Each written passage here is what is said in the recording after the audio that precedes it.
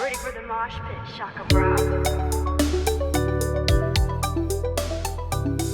What is up, everyone? Welcome back to StrangeCast, Player One vs. World's Life is Strange fan podcast. I am one of your co-hosts, Adnan, and my Yes. co-host, Adam, is here. Adam, you here? I am here. I still have coffee in my mug. We are set. Yes, we are set for podcast numero two, whichever way it goes. Is it two for Yes. that? Yes, because we are. Yes. I don't know because I deleted my Duolingo. Yeah. So touching on that for like a hot second, man. Why? Like, why did they think that was like a good move on their part? Do you know what I'm referring to? Yeah. Yeah. Dude, like we all knew, like every Duolingo person, we all knew that we weren't learning from it. We were just doing it kind of like for fun, like, oh, learn little words here and there, I think we all collectively knew we weren't learning anything. So, like, I think a lot of users, when they said, like, we're going to be AI first, we hate contractors, AI first, everyone's like, oh, this is a silly app anyway, so I'm going to delete you. So, like, I've just seen all these tweets, including myself and my wife, just like, oh, well, we don't need this. So goodbye, So, um, Yeah. why did they think? Same thing with Target. I don't understand why you would just announce that, saying like, "This is gonna get us more business." Don't say anything. Just don't. Just why? I don't know. Companies be companying. Yeah. We're truly in the world where something happens and it just doesn't surprise me anymore, which is the Yeah, unfortunate, tragic reality of where things are at. it's just like And Duolingo. Come on, man. You had the meme game. You had it. It's just dumb. Yeah. Yes, yes, it is dumb. There's many dumb things, and we talk about dumb things all the time, and including as well on on StrangeCast, which is always an interesting podcast because there's all kinds of different things. But Mm. before we start, if you are new here, please do consider dropping subscribe on the channel, turn notifications, like the video, share with your friends. We've just crossed 1,800 subscribers, so thank you so much for that. Obviously, if you can help us get to 1,900, that would be amazing. I do need to start. We need to start setting personas up. We have like a really set persona for like the Lost Records Journal, where it's like Judge Riaz, the Ravens / Eagles of the Abyss with us. And it's like, Mhm. you get pushed down the hole. Why is there nothing in Life is Strange anymore? Like, what's happening here? You I'm gonna have get to figure something out. you get captured by camera time travel shape shifting bullcrap. Oh, actually, maybe that. Actually, you know what? You don't subscribe to the channel. Adam is going to grab you. Actually, no, I'm going to grab you. I'm going to throw you into the tornado. And then Adam's going to get Max's gun and he's going to go bang, bang, bang, bang. And he's going to miss you, but hit the tornado in the background. So I don't think subscribe to the that's channel. I don't think that's monetized friendly. Well, I said you were shooting the tornado. Oh, okay, not the actual person. Like it just Yeah, happened exactly. to hit the person. Like, no, officer, I was shooting a tornado. You D- shoot the in- tornado, you're going to stop it. That's what's going yeah, to happen. yeah, Um, anyway, please subscribe. It helps support yes. the channel as well. And StrangeCast is available on all podcast services. So we're available on Spotify, we're available on Apple Podcasts. Please do go and rate us and download us as well. You get instant access to the episodes as soon as they become available. On Spotify, we have 308 followers as well, which is amazing. We have 48 ratings at 4.8. Not the same as Lost Records Journal, which is an unblemished 31 5-star ratings. Thank you Mhm. very much. Whoever doesn't like our hot takes on StrangeCast, but as you will. But yeah, please do rate us as well, because obviously StrangeCast will hopefully pick up as things go ahead as well. And we do cover Lost Records content in here and stuff like that. And again, if you are new here as well, Lost Records Journal is your go-to place for all that Lost Records content. That's where spoilers are at the moment. I think at the moment we won't be including anything spoiler heavy in the StrangeCast about Lost Records. But obviously, as time goes on, then you'll be warned about that. So, Adam, we're back. Obviously, you didn't expect us to do StrangeCast. You came on expecting just to do Lost Records Journal, but I included it because there's one or two little pieces that we have to talk about, and then we'll wrap up. So it will be a shorter episode. And again, as you should expect as well, we are recording a double header here, so bear with us. So, Adam, should we go into our first piece of news? Sure. Yes. Let's do it. Yes, so we're going to go into our first piece of news. So, as you can see here on the 22nd of April, Judge Riaz of the Abyss on X, as I tweeted here, Deck Nine's Life is Strange Double Exposure won in the Public Service and Social Impact AI, Immersive, and Games category at the Webby Awards 2025. Tales of Kanzara, Zhao, Mhm. Yes, is it Tales of Zhao? Kanzara Zhao. Yes, which is a Zhao. Metroidvania game. Yep. Okay, was also named as a winner in the category as well, and in there as well, other things as well. These were the nominees that were in Life is Strange Double Exposures category. Tales of Kanzara was there, and then what's in there as well? It's that really weird stuff, the Roblox and BBC stuff, and then obviously another one which we should include in here as well was that Don't Banishers Ghost of New Eden was also up for a nomination. It was in Action Adventure category, and it lost to Indiana Jones and the Great Circle. So that is an update there, and let me just pull it up for the website, Adam, as well, because this was always, we covered this actually if you listen to the previous StrangeCast episode as well. As you can see here, there it was, Indiana Jones and the Great Circle, and it won Yeah. in that category. As you can see, Banishers Fair. is there. Indica. Indica. Yes. Indica. Indica. Prince of Persia, The Lost Crown, and Senua Saga Hellblade 2, which is in there Yeah. as well. And It's in honorees as well. Call of Duty Black Ops 6 and Stellar Blade. Dude, I will say this, Black Ops 6, it's actually like a really good Call of Duty entry. I will say that. Oh, So I really? will, yes, I will say that, like, this is the first time that I was actually excited to play a Call of Duty in a very long time. So no, it's a I very miss good Call of one. Duty. Yeah, no, I was if at the you peak. Oh, no, go on, yeah. sorry. No, if you see this on sale, Yeah. it's worth it. I liked it a lot. Yeah. No, I lived the peak era of Call of Duty from like World at War, Call of Duty 4, Modern Warfare 2, Black Ops, the early stuff. Oh my It's god, that was the golden era. That I'm was not I gonna say don't want to. I'm not gonna say it's better than those games, but I would say it's in that family. Yeah. I would definitely say the Black Ops 6 is in the family of like what we played. Okay. I'll Yeah. give Like a cousin. the, No. the cousin. Yeah. It's hard, man. That was like the golden era Yeah. of that era. So that is in there, and as you can see, Banishers. I'm trying to find where Life is Strange is. Where are you, Life is Strange? Yeah. Where That's what has we're it all gone? saying. Just disappear. Where has it gone? Oh god. Like honestly, this is what I was doing when I was like looking for the website. I was like, what is going on here to like try and get nominees open? Yeah. There it is. So Jeez. as you can see, I'll pull it up. We already covered it anyway. So it says that 2025 winners, Tales of Kanzara and Life is Strange, Double Exposure as well. Which come on, man. Just name the one winner. It's Tales of Kanzara. Actually, hang on a minute. Is it different there? So Webby winner 2025, People's Voice winner 2025. Oh. Is that why So there's two of okay, them? so the people voted for Life is Strange, but the actual winner is Tales of Kanzara. I didn't notice that when I did that, when I put it Yeah, out. look at that. Okay. Yeah. Okay. So technically, that is the winner then by Which the is also kind of wild that the people chose double exposure. Life is Strange base, Yeah. isn't it? Like you have to remember as well, if they, I think they tweet about it as well. But nobody The played Life is Tales of Strange Twitter. Kanzara. Like nobody played it that I know of. So Yeah. That's why I there's think that. like when brand IP becomes a bit more powerful for you. So there's that. And then obviously the nominees, as we talked about, the COD UAV challenge presented by USAA, sorry, BBC's world first USAA. election. What Yes. is this this entire category? BBC's world first election in Roblox. Peter, what?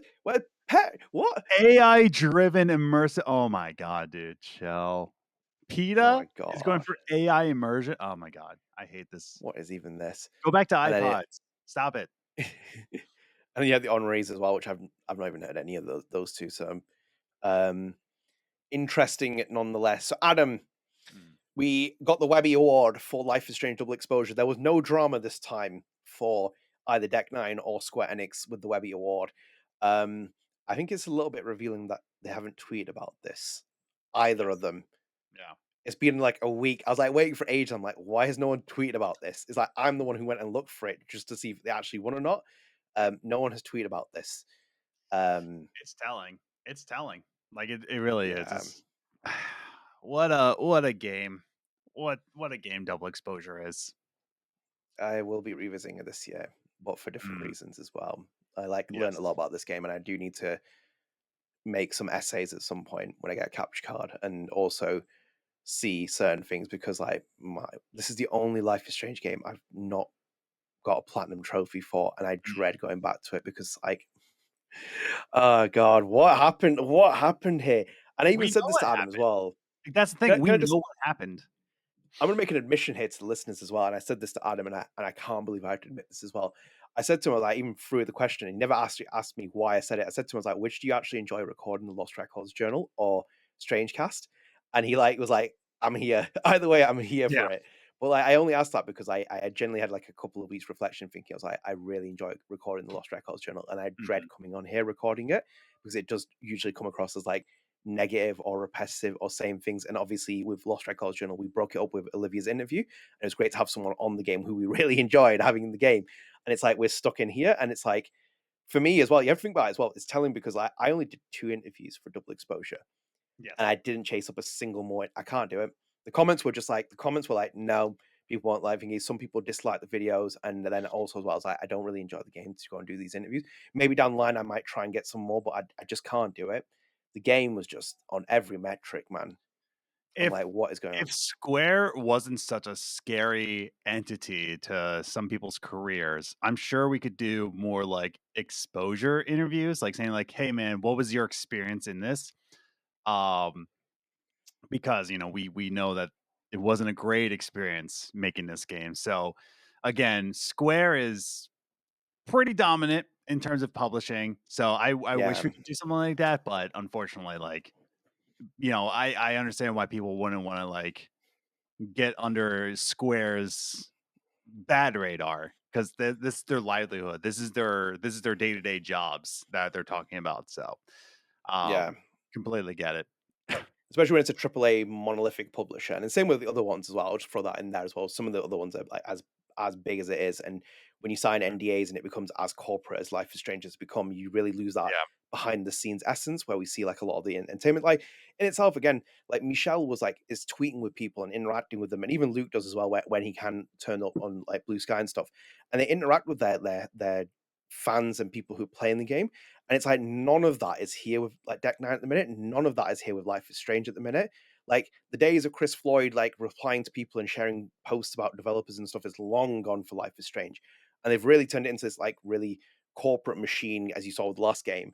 It's like this yeah, corporately like laced game, which is like losing a lot of soul because it's not giving people the opportunity to make the games that they wanted to do. Like when we spoke to Bakker, like I was so happy that the comments were like, "This guy's great," and I'm like, "Yeah, he is great." And the yeah, worst part is I could bring on more back hairs as well. Like worst part, the great part is I could bring on more people like that, and you'd be like, "Oh, that guy is amazing. And that person's amazing."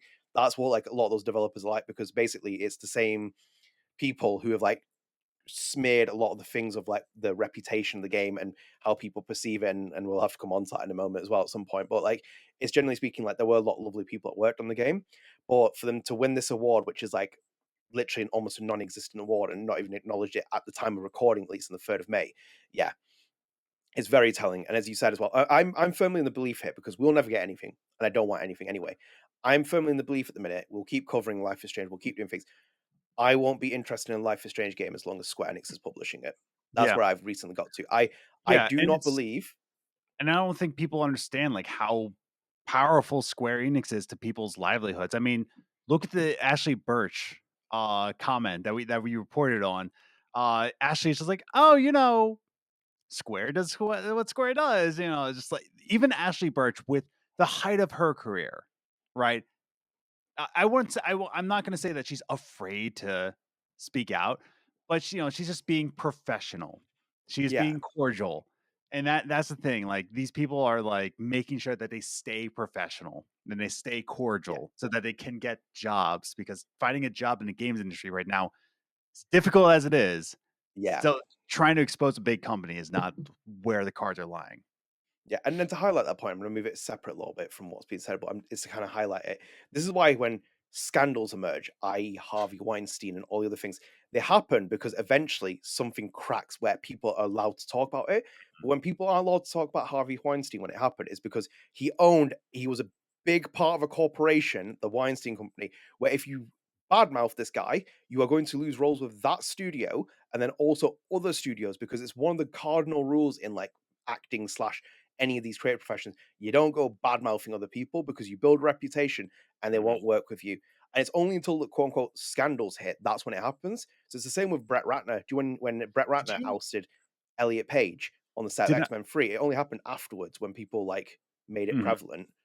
I was gonna say, did you realize that Harvey Weinstein was a producer on Scream 3, where the whole premise was that, like, hey, like, these actors, they have to do their part to get their roles here. And then I see in the credits, producer Harvey Weinstein. I was like, how does that happen, dude? Holy hell. I've never actually watched the credits of Scream, but like this past Halloween, I'm like, let's, and I see his name. I'm like, wow. Wow. Wow. That's yeah. Irony at its worst. Yeah. The irony is coming up a lot of things recently. I think that's all one where the like there's a famous advert that says like don't steal a car, anti-privacy, anti-theft one. It was shown in the UK, it's really famous, and that has now been brought up in the news for apparently allegedly to do with potentially like an infringement thing. It's like, oh, the irony that has come about on this. It's like, yeah, maybe that's like potentially allegedly stolen something. It's like, great. No, I think like I think what has been shown with this game is that, and I said it before, the brand damage is irreparable for me.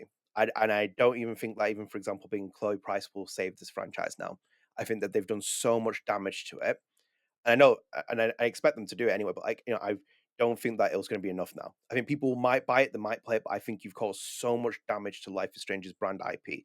That's the most destructive thing of this game. And it's really hurt as well because, like, even with the awards, anything you put out of the awards, people are like, how is it being nominated for this? And there's only a small minority of people that really enjoy Double Exposure. If you enjoyed it, great, fair play to you.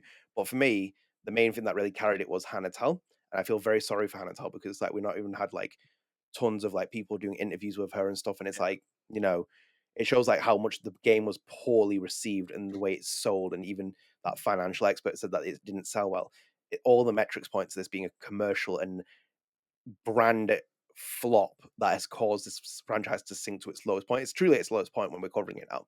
Like, even when we were doing the True Colors era and stuff, it was like steady and still doing this. Truly, the IP has fallen off a cliff. From not even reading it yet, Forget Me Not has got a polarizing reception in terms of the comics. Heat Waves was just very poor. The last thing I enjoyed from Life is Strange was Steph's story, and that was very good. And I thought that Rosie Ford did really good work with that. And it's like, why are we still not and even before that, obviously, Emma's comics, True Colors. There's like a lot of things where the franchise could have stayed steady, but it's not done that. And this is just another sign of it. It's like Square Enix is just, what are they going to do? They can't sell the game. It's on sale. I'm pretty sure there's a sale on at the minute on Xbox Store, and it's on sale for 40%. Again, it is going to forever stay on sale, and it's going to get on Games Pass. I think this will be on Games Pass on like a lower tier or something to get people to play it. Yeah, I would say so. I'll let you know whenever it does, or you'll probably Yeah. see it. Yeah, you'll probably see it before I do. Yeah, I think it'll come on PS Plus. I genuinely think it's going to be one of those monthly tier games because no one is active. I don't Surprised see it isn't anyone already. actively picking it. Yeah, Yeah. same. Unless they're trying to really trying to drive the profits off it and sell it at a lower price because it's only been less than a year. It's been less than a year. Imagine when we get to the anniversary of this game. Yeah. I think we're gonna have like a lot to like go back and talk about because like I've just seen people connect theories and I'm like, just no. I'm like that doesn't work. It's like that's not what this game is. But again, at the Webby Awards, I'm like, what is this? It's not really prestigious. And the only nomination this game has got, right, for me, the only two awards it deserved was the last episode we recorded with Tessa Rose Jackson winning, deserved. Yeah. And Hannah Tell getting her Game Awards nomination, deserved as well. And she should have been in the BAFTA nomination list as well. Those are the only nominations where this game deserves anything. Writing, no. Story, no. Anything else, no. And unfortunately, it's the other people's whose hard work fell apart and what happened with this game and the project that you basically don't see the great work of it. But I just, honestly, Square Enix, man, I think this is the impossible task. I don't know what you'd do right now. Where is But yeah. Yeah, we will see. Yes. On to better news. Onto better news. Here we go. So I think this is probably a bigger part of the segment that we actually planned for this as well for the podcast to keep up to date with it. So as you can see there, let's move out this way because we don't need the thingy. Speaking of the Webby Awards, but speaking of an actual better web, if anything, as you can see here, Webb Pickersgill has announced a new role. Has taken up co-dev director for Deck 9's cinematic co-dev partner service. So Webb posted that on LinkedIn. As you can see, Webb is obviously, for people who don't know, he's Life is Strange Before the Storm's co-director. He is the performance director on Double Exposure and True Colors. He put here saying, exciting news after a decade of shaping captivating narrative adventure games as a game director and performance director. I'm thrilled to announce my new role as dev director at Deck 9 Games. An exciting new chapter of applying my creative expertise to reach out and help other game dev studios succeed with their telling stories. Looking forward to creative opportunities ahead. So that Mm. was Webb Pickersgill on Twitter, the main man, Mr. Webb Pickersgill.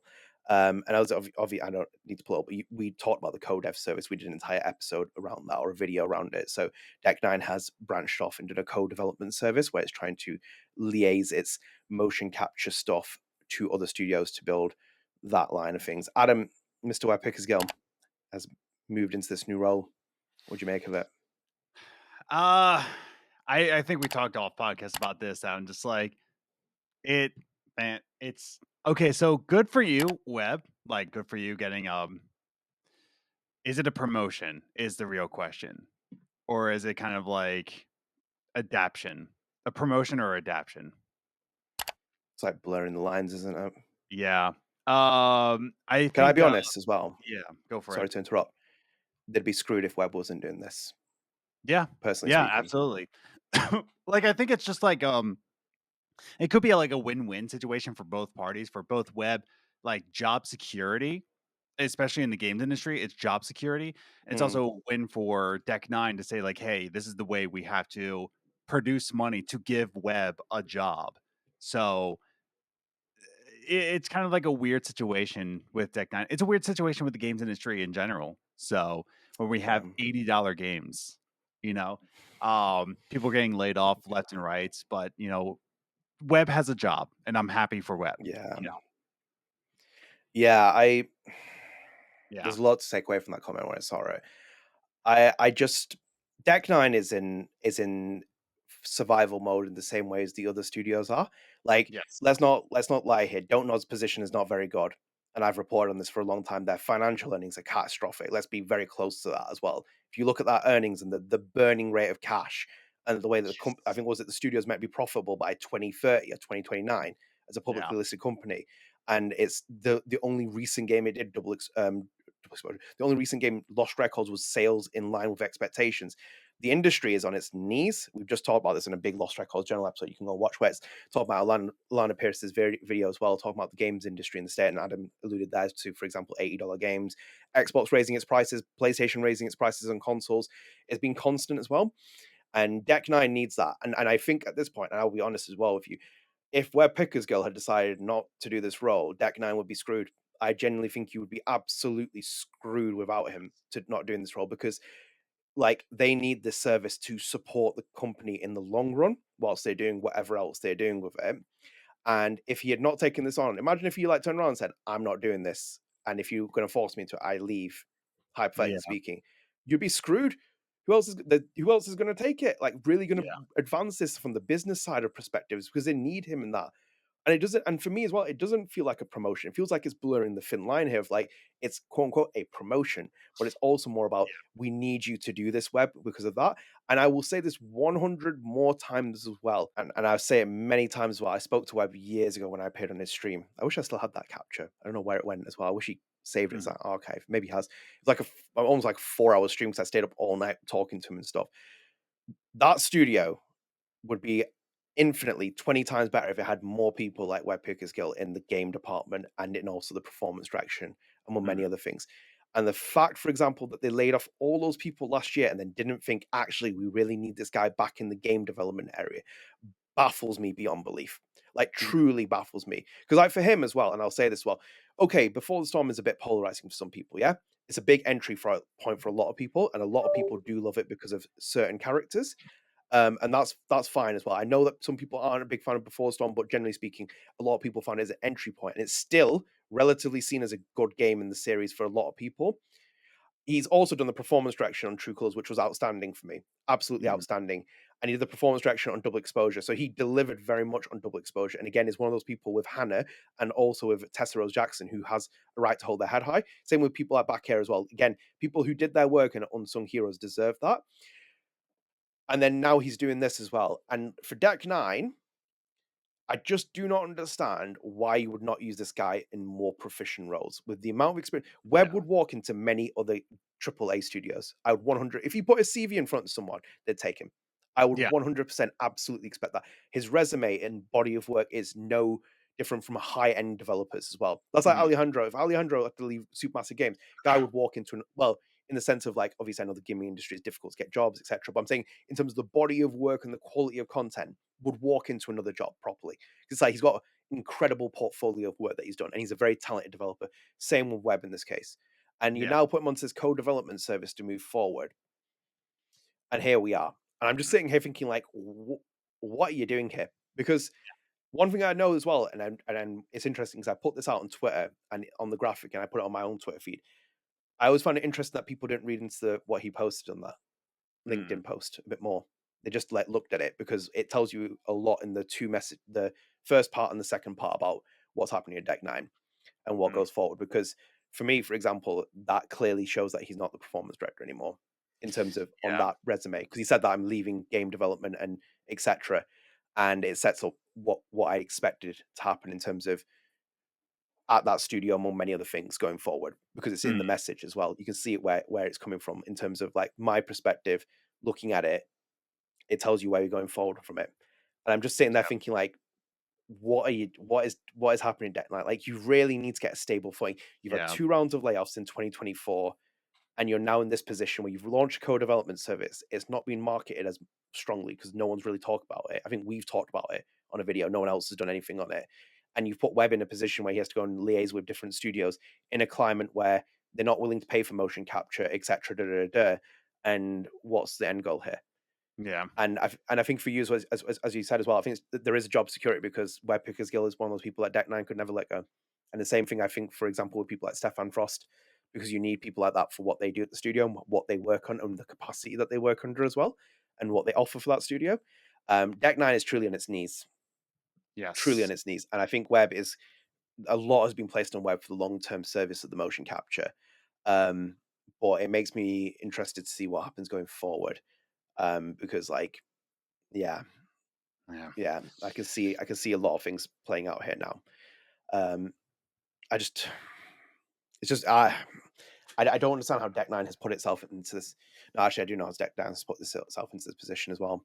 Yeah. Like 2 words that it starts with. So I wish Webb nothing but the best of luck in this role. I'm sure he will deliver as he always does. Yeah. He delivered on all the projects that he worked on, and I really hope Deck 9. And I'll say this as well. And if anyone ever for somehow watch this at Deck 9, I really do hope you appreciate what you have as a person there, because Yeah. like you'd be screwed without him. You Yeah. really would, because this co-development service ain't launching without him, because there's no one else that can run it properly, Yeah. like in that Absolutely. capacity. So yes, the future will be interesting, no doubt. So Adam, should we go into our next piece of news? Absolutely. Because I think we're heading towards the finish line as well. So let's move that way.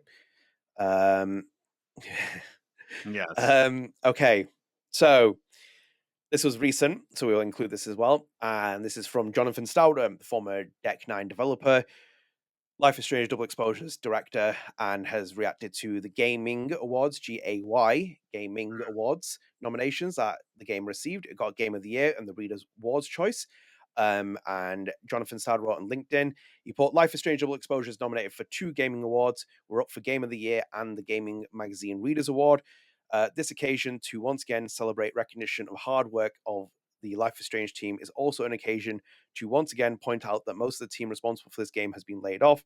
If you happen to be on the lookout to hire game developers with a slew of award nominations and a few wins to their name, please consider the wonderful folks who have this game on their credits. Hmm. And as always as well, Aysha Farah as well posted as well and reacted to the game of the year nomination as well. And Aysha Farah put let's effing go as well. And Aysha Farah was a writer at Deck 9. Both Aysha Farah and Jonathan Stauder were laid off in the aftermath of Double Exposure's release, along with a lot of other key creators on the Life is Strange team. Yeah. So we put that out Hmm. on Twitter, and the reaction was unsurprising for a lot of things. Would you like to go first? I feel like you have more opinions about this than I do. Not really, to be honest. I really Yeah. don't like have because it'll be deep beating a dead horse, and that's why StrangeCast feels a little bit stagnated at this point as well for the podcast top conversations, because like, what am I supposed to say to John Stauder again? And someone once said to me, it's like, someone actually actively said on Twitter, it's like, does John Stauder and these other people think that they did a great job? I'm like, well, yes. I'm like, it's not, I don't have to I don't have to be in the room with John Stauder. I'm like, yes, they clearly do. And the same with Aysha, Farah, and the other key creatives as well. They won't take accountability, even within the parameters of working on this project and stuff. They still won't take accountability for what they did on this game, and very, very, very poor creative decisions, among many other things. And John Stauder's message again, I think this again resonates why people react the way that they do. And then when, for example, you meet for example, you meet a Baker, you're like, oh, he's a really nice guy and he understands it. Yeah, it's like, yeah, there's a lot of people like that. It's just certain people don't get it, and it's the same with John. Yeah. Being an award winner does not mean anything. Winning a Peabody does not mean anything. No. Even winning like a Pulitzer doesn't matter. People have won awards in the past and they've been like, the most questionable people in the world. Like the award authenticity thing is just completely out the window. Like I've seen them saying like, I'm a BAFTA long lister. That's not recognition that anyone can get onto the BAFTA long list in 2024. It was a very poor year for gaming, and itself there's so much capacity there. If you're on the actual award nominations, fantastic. That's when you put your recognition out there. Otherwise, don't do that. That's like me saying that StrangeCast got into the top 100 podcasts in the UK and using that as a moniker. No, that ain't it. Unless you're the number one, don't bother. Or if you're in the top 10, you could have a conversation about it consistently. That's a thing in it. Just because your name's on the credit and it's getting nominations doesn't mean that, for example, people that that is an incredible work, and especially for an award show like the Gayming Awards, where this game, for me, I'm going to say this consciously, panders towards it because it doesn't really speak in its own self. Because like this is where again Life is Strange has hit that same rut. Every single game, it's like, oh, we have to have two love choices. Why don't you just get rid of them both, or just pick one? Why don't you just make the bold decision? Why don't you evolve the series and do that? I would be happy, for example, Lost Records, Bloom Rage, the next game, where it's just like you have one love interest or you have no love interest or anything in between. Why does it always have to be two? And you're always doing it specifically because you're hitting these kind of things. And to be nominated for Game of the Year, well, and then for also the reader's choice, then, well, I'm a bit like, okay. And again, this shows your reflection of Double Exposure since 2024's launch, when we've been covering it up to now. The awards it's won, the recognition it's got, where it's got it from. It's so slim. It's such slim picking. It speaks volumes. I'm not going to sit here bashing on John Stauder because I very much heavily critiqued a lot of things that John Stauder did on this game. And in itself as well, I made my feelings very clear in the review episode that we did about that as well. And I think that naturally where things ended, they did have to end the way they did because the game bombed the way they did. And it was almost it was impossible for the creatives to carry on the next project with them in charge of it. But yeah, I just think it comes across as tone deaf. Everything has been tone deaf. Even when we did John Stauder did that interview, I think it was the Rolling Stones, and we covered it, where he's talking about Spider-Man and talking about Maxes from a different universe and stuff, and he just didn't get it. I'm like, you still do not understand what you're doing here. You're not accepting the accountability for what this game was. And there was so many easier ways to work on the game of this parameter of this project. I said it before, Double Exposure could work in certain respects, and it works from different endings. I don't need to play it 3 or 4 times to tell you how it works in certain ways. But the problem is, from the other ending, you collapse the game in the first chapter. How can you work a game off that? You can't say it's a good enough game from that. The other side, it works from 3 chapters-ish. The 3rd chapter, the game starts to crack, and then the 4th and 5th chapter, well, like we talked about that, it's like, okay. But I just don't, it's again, tone deaf. Tone deaf, no accountability, no acceptability for what's happened. Just a feeling of saying, I was an award-nominated director, or I was an award thingy, give me a job from that. And I get it as well, because the industry's brutal as well. I know Aysha Farah has been laid off for a while as well, and has not got anything. And I wish them the best of luck. At the end of the day, I'm at least from my perspective, I'm human enough to say, I wish you best of luck with your job, and I hope you get in something as well, and you return back to it. But having something credited to it and saying this is what I should get back into, not really when you look at the full optics of it, because like that's why people are deeply critical of the reviews. IGN give this a 9. Cool, I get reviews are subjective, but are we blind playing this game? Yeah. Like, are we really blind? Praise were the great elements. Not a single one of those reviews mentioned Webb Pickersgill by name. He should get praise for what he did. Fantastic. Bakker should get praise for his level design. Tessa Rose Jackson should get praise for what she did. Hannah Tell should get praise. Even Olivia and all the other actors, like, give them praise. They came in and got the script and they did what they had to do. They still acted within the profession of what they had to do. It's what what the creative team did. So, but again, Adam, and I'll say this one, and I hate doing because it feels like it's going to be living rent free in my head. But I'll say, you've seen the behavior of certain people online and seen the way that they interact and said things as well, and there's zero accountability for it. You saw Mallory Littleton's tweet before the games, tone deaf, didn't understand anything, made the situation 50 times worse, just put the tweets out there, left them. Elizabeth Bilal, lol, as a flex because no one came and got the award. This is for the game that you made. It looks embarrassing. It's even more embarrassing. And you did what you did with the at Deck 9. It's like, what am I supposed to say about these people? Like, what can I say? But yes, you have zero opinions about this. No, don't. This game does this to me, man. Oh, honestly. Oh my I don't god. know. This is It- no. yeah. Don't call me out after last episode when you went on an unhinged rant. Don't do That's that what to I me. mean, though. It's just kind of like I have no opinions about this. It's just kind of like cool, like and again with like the gaming awards, I think this is more telling of just like we need more representation in the LGBTQ plus community in games, because if we're nominating Double Exposure to be Game of the Year, there's not enough. There's just not enough recognition for that community in games. So, it's calling on all game devs to actually, step up, get some recognition in. And yeah, Yeah. yeah, Yeah. Oh my god. Am I just like save me something? Like, yeah. do you know what? We It's have pretty. Yeah, it's pretty telling that people's opinions about Double Exposure is just the way it is, but people's reaction to Lost Records, it's really touching them. So, it is.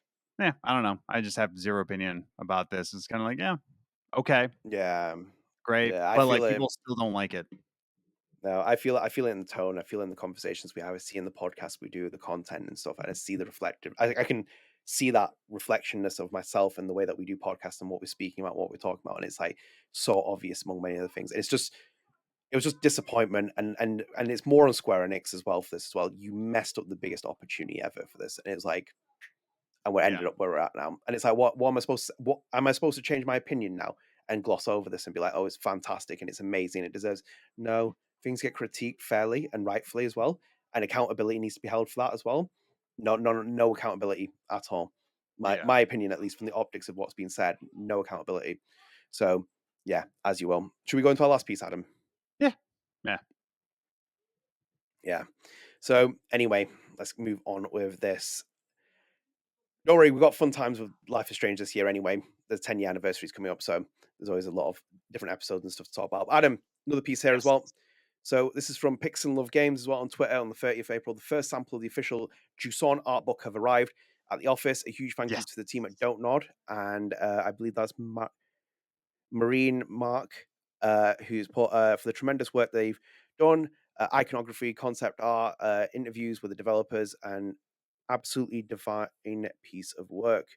And that. So it looks very, very cool. That.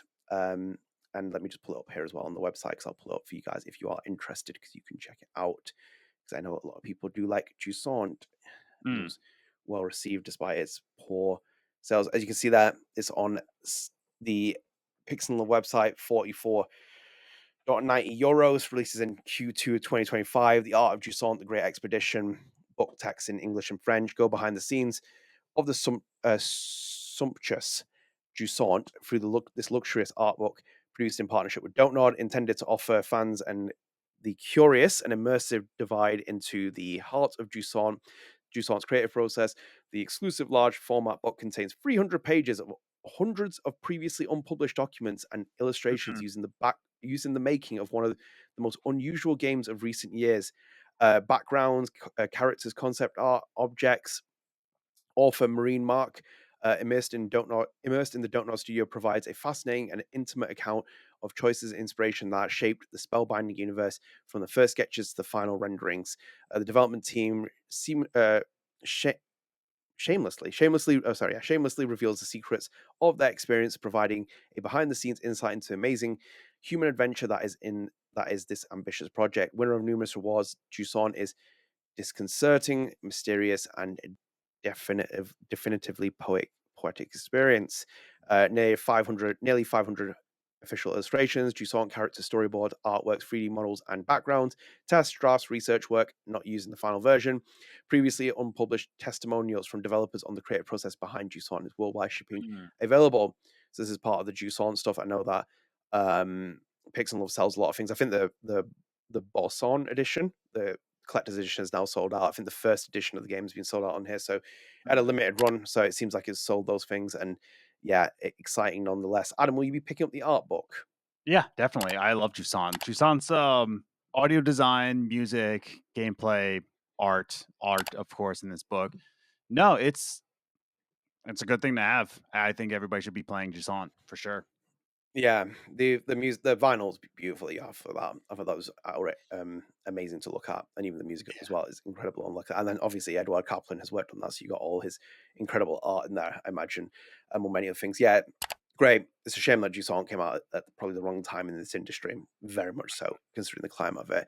But yeah, that's I think near the end of this very sombering strange cast. I'm Yes. hoping that things pick up, but again, like it's hard, when you're in a series that is like literally hits rock bottom. What can you positively say? And then in contrast, when you're doing another podcast and you're talking about the positive vibes and everything else with it, it's very hard to manage those experiences. I don't know why I'm having a therapy session right now on the podcast, but it's just Yes. that dynamic I want to work out because we have got good moments coming up with Life is Strange. Obviously, I think the excitement will come up for I believe it's this month actually with the anniversary of one of the episodes, I think, off the top of my head. Hmm. But there's an anniversary coming up for some of the episodes as well for Life is Strange. So, there's a lot of things for us to talk about going forward. So yeah, as you will, but like it's just annoying to see what the legacy of the current franchise is and where the entire, you know, series is at the moment. So anyway, Adam, should we go into our comment of the day? Absolutely. There's a little bit net that I am excited to talk about. Okay. Should I pull up the video version or should I just leave it? I just leave it. Yeah. Okay.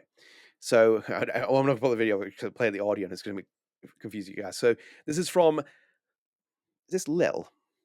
Yeah, it's from Lil Big JP 1989. Yes. Uh, Yes. so the comment was, hey, another great episode. Thank you. Really appreciate that. I got the Mm. don't know publisher sale and also, I'm sorry, and don't know which one to try. Adam seems to like Jusant a lot.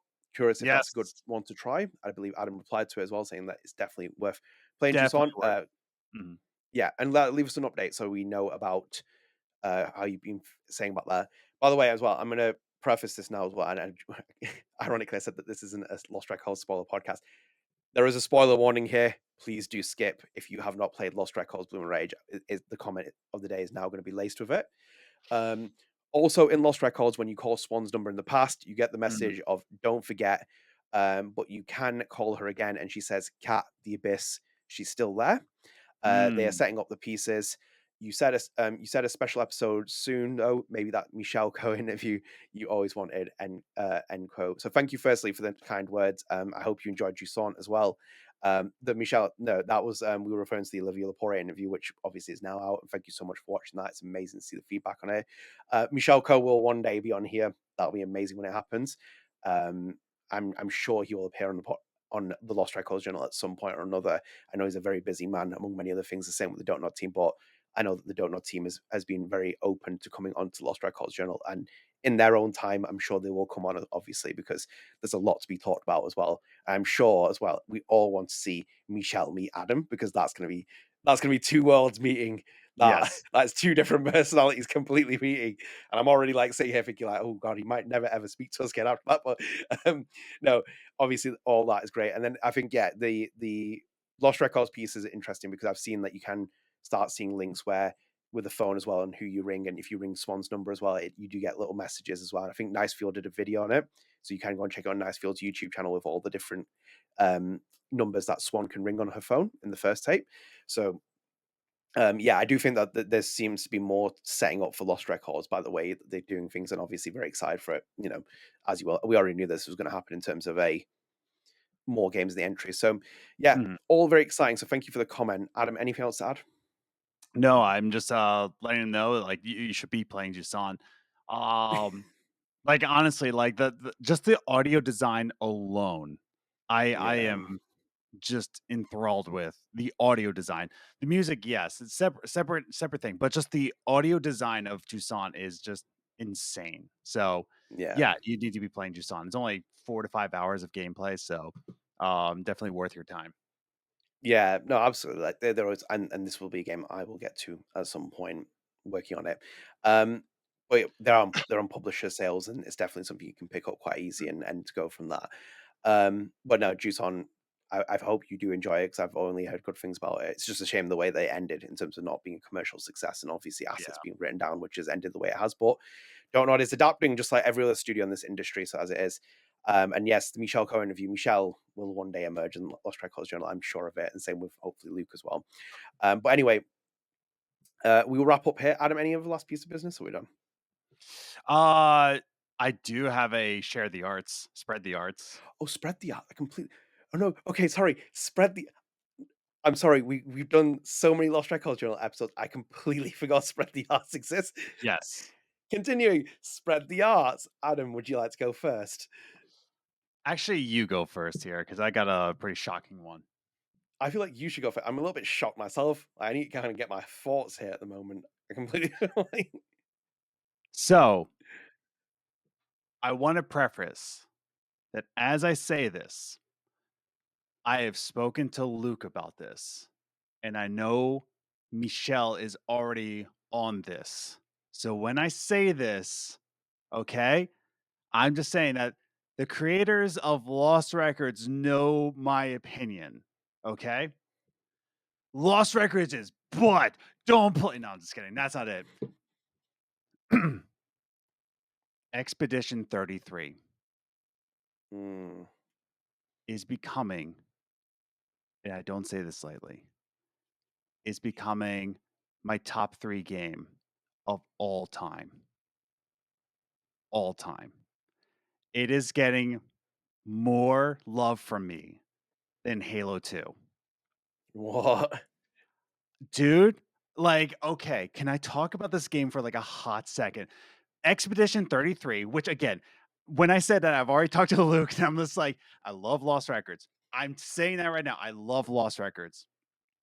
But Expedition 33, I thought I was getting overhyped. I thought like everybody's like talking Mm. about it, like it's one of the greatest turn-based games.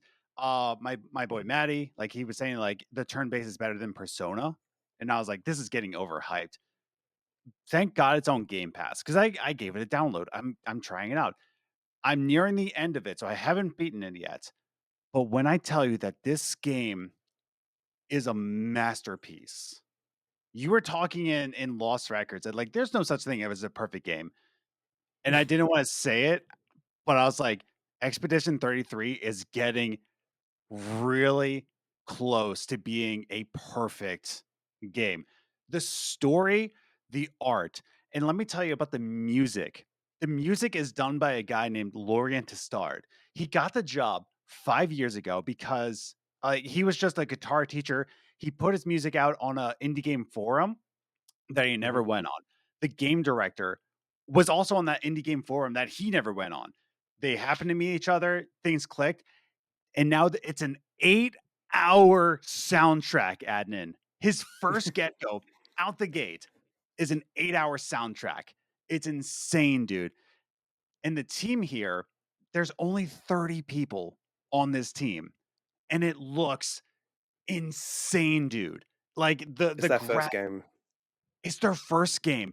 The graphics are insane. The loading times, Adnan, the loading times are nothing. Like there is like zero loading. The music is foundational. The combat is nothing like I ever played before. The voice acting, everything about this, like, and it's only about a 20 to 30 hour game.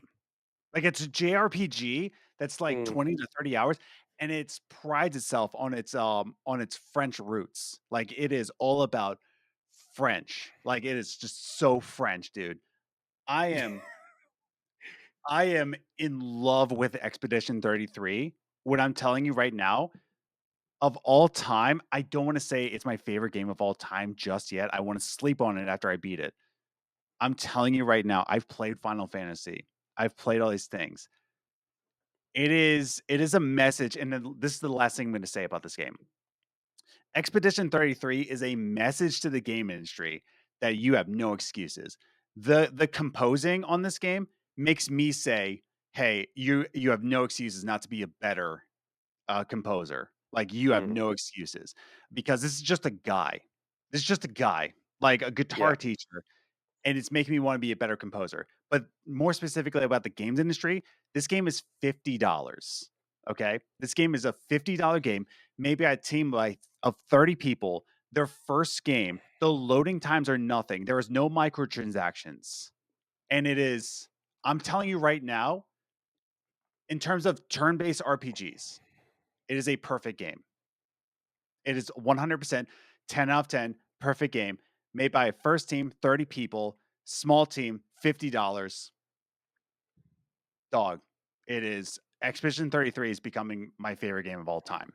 Like I'm Wow. telling you, it is incredible, dude. And so far, from what I've heard, Michelle is also playing it. From what I've heard, okay, he's also saying it's incredible. Wow. It's it's astonishing, dude. Like what this team did in Oh, five I was gonna say years. Michel would be all over it. He was big Elden Ring slash Final Fantasy 14, I think, player. Like he really enjoys them. It's insane, dude. Like, Is I'm Luke telling over it? you. What's that? Is Luke playing it as well? He said he purchased it, he hasn't played it yet, that's why I messaged him like, "Dude, have Uh, you it's be- been playing this?" it's because he's busy watching the X Files. That's why, Luke. Yes. We know if you're watching this, you've been busy watching the X Files, hence why you've not Yeah. played it. So completely I'm understandable. I'm saying this to everybody here, if you're looking for a game to get you back into gaming, I already said my thing about Blueprints. Blueprints is great. It's great. Yeah, This is going to be generational. I'm telling you right now, this is the Tim Geddes of Kind of Funny said it right. This is gonna be the Final Fantasy VII of this generation. Dude, it's I mean, insane. This game is let, insane, dude. Yes. I haven't played it. But let's just like let's recency bias is always a big thing. Let's just like No, no, no. You have to play this. I will It's am play it, but I I think like the funny part is when you're paying all the stuff where you're like it's a 30-man team and it's like Mhm. $50 and etc. This is literally no different from the gaming industry in the 2000s at its peak Yes. era. That's Like what I mean, dude. that's why it's like it's That's not. that's why I'm saying, like, this is amazing in the way of just, like, Yeah, this is a message to the yeah, games industry that, like, "Hey, we don't need $200 million budgets," Forspoken. We don't need, like, all these team members. We just need a games. solid team base, and this is a video game where video games haven't existed. Lost Records Yeah, is a story-based game where story-based games are dying. In the same way Expedition 33, it's a video game, dude. If yeah. this doesn't win Game of the Year this year, with GTA 6, like, being I don't it's gonna be hard to beat this game. It's amazing. It's incredible, dude. Like, oh my Well, god. it'll be beaten when I'm stuffing the ballot boxes and Lost Records comes out on top. And then Michelle's on stage saying this game's amazing. I don't know how my game's won. I'm like, Michelle, I got you. Yes. I'm stuffing those ballot boxes behind Jeff Keighley's back. No, it's interesting you mention all that. I have seen it. This is one of those like when it's like again, like Ballatro slash Yeah, Blueprints. It's come out of and this like is a almost guy who's nowhere. I don't I'm not really a JRPG guy. I'm not really a turn-based guy. It's incredible, dude. But you It's just get incredible. it though, don't you? That's what the problem is with the gaming industry is. Mhm. That's why they go back and remake I love Final Fantasy VII remake, but it's like that's why they go and remake it because someone creates something really iconic and beautiful, and they remake it because that's the kind of magic that brings people into the game. And it's the Mhm. same with this game, for example. That's what's bringing people into it because it's building. I don't believe that narrative where people like storytelling games are dying. People go to Yeah. Nintendo for that reason. That's Yeah. why the older people and their millennials in their 30s go and buy a Switch because they want story games and stuff. It's because Microsoft and PlayStation have gone down to live service games. No one wants Suicide Squad Yeah. and what's it, Concord and stuff like that. No wonder they ended up being disasters the way that they did. Nobody People wants an want the story games. $80 game when this game No. exists for 50. Yeah, It's and to insane. be concise, contained, and be small experience. How long did you say the game was? It's about 20 to 30 hours. Yeah, it's perfect. We don't need Like, 80 I'm hours of nearing like, the end, and I'm at 20 hours. Like, yeah. I'm at the, the last level, essentially. It's incredible. Like, It's incredible, dude. Like, Yeah, oh my god, it's so it good. does look like it, and I mean, to be a French developer as well, they're in the same echelon now as Don't Nod and Quantic Yeah. Dream and Big Bad Wolf as well. So that's where Yes, don't you disrespect Big Bad Wolf. Don't you dare. dude. Something is in the water in France that they are just like again with Olivier de Riviere, like existing. Don't nod existing. Like there's something in the water in France or in the wine in France that they're just like pulling out these again. The composer, Laurent Testard, just a guy, just a French guy, just a Yeah. guy. Incredible soundtrack that competes with Olivier de Riviere. Like it is incredible, dude. So Sold well this game, really yeah. amazingly. And even So more so as well. if you're tired of the games industry and you're like, "Oh, man, I don't know what else." 1, Duck Detective. Second game's coming out in May. And then 2, Expedition 33. It's amazing, dude. Holy god, Just dude. It's to so yeah. and to add on to what you're saying as well, just show you how wild it is and the recognition it's getting. Not many times you see this where the French president is talking about a video game. Yes! The French president recognized this game. Emmanuel Macron, he like a million yeah, that's the thing. It's only been out for a week and it's Yeah. sold 1,000,000 copies. And I'm like, "Are you insane?" And that's not even including Game Pass subscribers. I think that's just, stuff they sold to retail, Yeah. but 1,000,000 copies in a week. Yeah. Like, You it's are a shining example of incredible. French audacity, or sorry, audacity and creativity, Macron said. I love Yes. that. 1 million copies today and one of the best games in history. And And yes, it's yes, French. French. It's That's so awesome. French, dude. It is so French. Like, it's a crime to call this a JRPG. It should be an FRPG. Like, It's it's incredible, dude. you see that Adam, as Baguette well. emoji.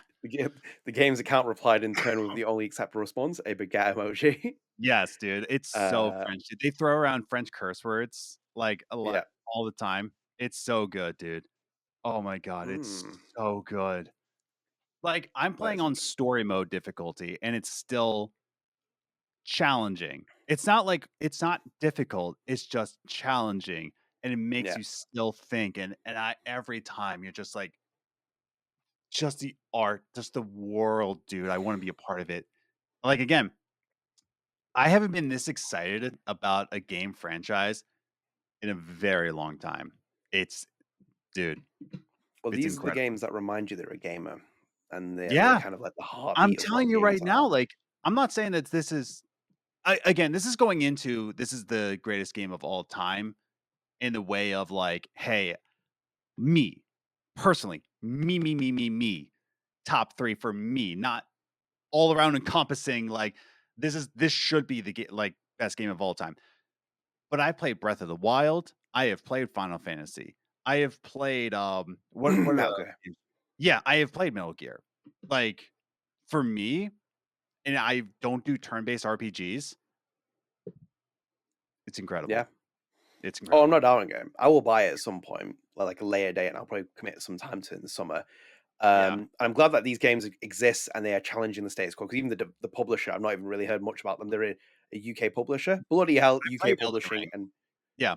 yeah, it's a UK publisher, and it's great that see that they're getting the thing, and it's not like a behemoth publisher that's doing it. Well, this actually, fun enough, this literally laces into the comment I made before, where I said I don't want to play another Life is Strange game if Square Enix makes it, because, for example, this has been shown of like a product where creativity is given among many other things, and then also a publisher that's just supported it, and they've low So key smaller names, and they've now had a breakout for a and success that's the other and thing. Like fantastic. this is spitting in the face of Square, saying it like, "Oh yeah, like turn-based RPGs, they don't really happen. So we're gonna make all Final Fantasies action RPGs." Sandfall Interactive just comes out like, "Hmm, oh yeah, Oh, speaking of which, actually, it kind of reminds me of this as well. One thing I remember as well very clearly was when The Witcher 3 came out by CD Projekt Red, and that mhm, was the biggest telling sign to Bethesda about Fallout 4, because people were like, yes, that's how you make that kind of genre anymore. And Bethesda were known as the pioneer of that genre, like we are the kings of that genre now. Fallout 4 comes out, it is not even nowhere near as talked about anymore as it yes, at all, if anything, and people are like disappointed by it. CD Projekt comes out of nowhere, it did from what I remember as well, they did come out of nowhere and they dropped The Witcher 3 and people were like, Yeah, it was. wow. It's like, this is the benchmark now. And I think from what you're saying as well with this game, it feels like this is the benchmark now. And it's like we're This is now the benchmark, resetting. just a reasonable game. Like, not Yeah, even just like this is how you make turn-based RPGs. This is just like this is how the games industry should operate. A yeah. smaller team with contracted work, with a lower budget, and just a guy composing it. I don't know, a guy that But just puts the music out. But it's incredible. It's incredible. but yeah, but it's the heart and soul of something because you feel I even played it and Yeah, if you recommend it to me, I will play it for that reason. And if Luke's playing it and Michelle's playing it, it kind of sends volumes about what they think of the game or have it's heard so about good. it. But Yeah. it's soulful. It's soulful. It's wholesome, and you can tell now when you play a game where a tyrannical publisher has got its grip on a franchise, and when it Mhm. hasn't. And this game just screams, for example, it's now had a breakout success, and it's no different from other things which have been said about like Ballatro, Blueprints, games that don't have some overarching entity lacing it with microtransactions and all kinds of horrible nasties.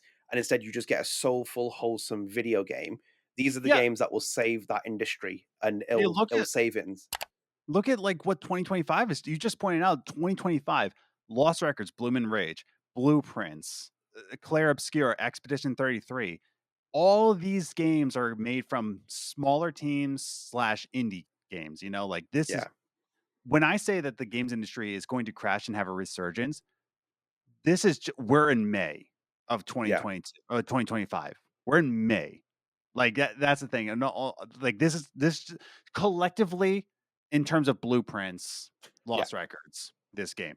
This is a message to the games industry to say like AAA is dying.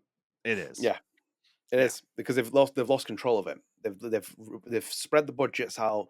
They made big games which people don't want to buy. The casual gamers aren't necessarily always there anymore. They've got other things to do with their lives, etc., etc. All kinds of logistics come into it, and then what you're doing is you're carving out niches, and people who actually still enjoy games look for these kind of games, and then they take off the way that they have done. And it's word Yeah. of mouth as well that helps something like this.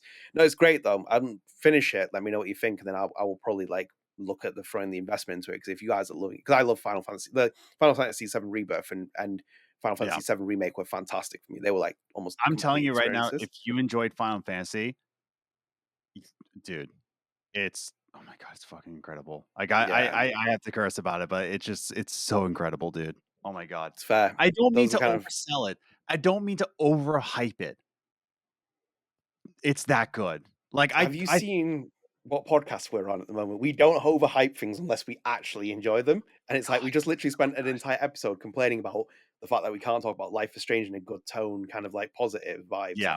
And it's like when you're hyping something like that, it's great because it has to be Yeah. done. Like, I again, I thought it was overhyped and then I finally played it. Like people were overhyping it to me and then I played it. I'm like, it makes me want to be a better composer. Like straight up, it just makes me because if you just listen to like the soundtrack, yeah, it's so wild the mm, span of genres this goes into and just music and it yeah, all just fits. And I'm like, I don't know what else to say. It's incredible. It's incredible. I right. hope it wins Game of the Year this year. I hope it does. Probably the reason With why GTA's moved. They're like, GTA yeah, got scared. Like, well, what we won't win Game of the Year with this game coming out. yeah, it's No out of way, bro. it. No, good. Hopefully, it does challenge for those awards. Like, it's always good when these kind of games come out of nowhere and really challenge for them awards rather than seeing the usual suspects, whatever else come up. So, yeah, I think that's a good recommendation. I'm gonna leave mine out now because I think you've Okay. kind of like definitely like destroyed any like hope I have to mention I anything. I meant think, like you go first because I was like, this yeah, Expedition 33. It's amazing, dude. Um, oh my god, it's just amazing. I yeah. can't wait to I hear feel like Michelle and Luke's like opinions about it, but it's incredible, dude. I I'm sure hope we're it not gonna doesn't hurt. discourage Michelle in a way of just like I hope it encourages here's the thing about Expedition and Lost Records and Blueprints. I hope you play these games and get encouraged that real games are coming out, that Xbox might be charging $80, Nintendo might be charging $80 for garbage, right? For Mario Kart, you're paying $80. But there's these incredible games. Lost Records, $40. Yeah. Claire Obscure, Expedition, $50. Blueprints, 25, I want to say. I want it's like Mhm. 20 or 25. Incredible games, not $80. Yeah. So I want you to play these games and get encouraged. Like No, games are being made. You just need to pay attention to the indie industry. I think the knock-on effect could happen where you start seeing people pay for these games over the bigger ones, and you start seeing the trend then start to shift, and they put more pressure on those AAA behemoths and stuff. So, yeah, as you well. So I think like another big win for the French as well. As I said, they're on the same par now with the other big ones, including Big Bad. So go and play those games. Anyway, I think we'll wrap up here because we on this note. As I said, we kind of just brought StrangeCast back to kind of just do one of those two little pieces of news, and hopefully our negativity didn't throw you off too much, on mine at least. Yeah, I hope you enjoyed the episode. Let us know what you think. Let us know what you think about any of the topics as well. Please leave them. We'll pick out the best comment on the podcast. We always do for each of the episodes. But yeah, I hope you enjoyed the episode. If you are new here, please do drop a subscribe on the channel, turn notifications, like the video, share your friends. Help support the channel, help support a small podcast, a small YouTube channel, all those other things as well.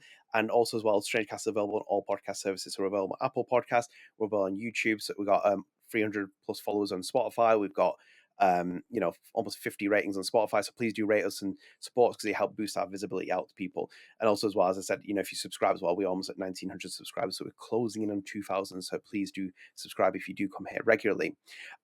We're done here now. So that's us done. Obviously, next episode is a landmark 100th episode. So let's see how that takes. I think better fortunes will be around the corner. Schedules will be fluctuating nonstop because obviously Lost Records has come out and more things are coming out about that. Maybe there's a divide with the episodes and stuff. But yeah, stay tuned with us. Obviously, we'll have a lot of things to talk about. Hopefully, it's good Life is Strange news around the corner. There are anniversaries coming up. I'm excited to talk about some Life is Strange stuff. And there's also a video we might be working on as well, like a longer format one. I pitched Adam, which is something that's looking forward to. But yeah, stay tuned anyway. We've got a lot of things to work on. Until next time, guys. See you later. Bye. Later. Ready for the mosh pit, Shaka Bra.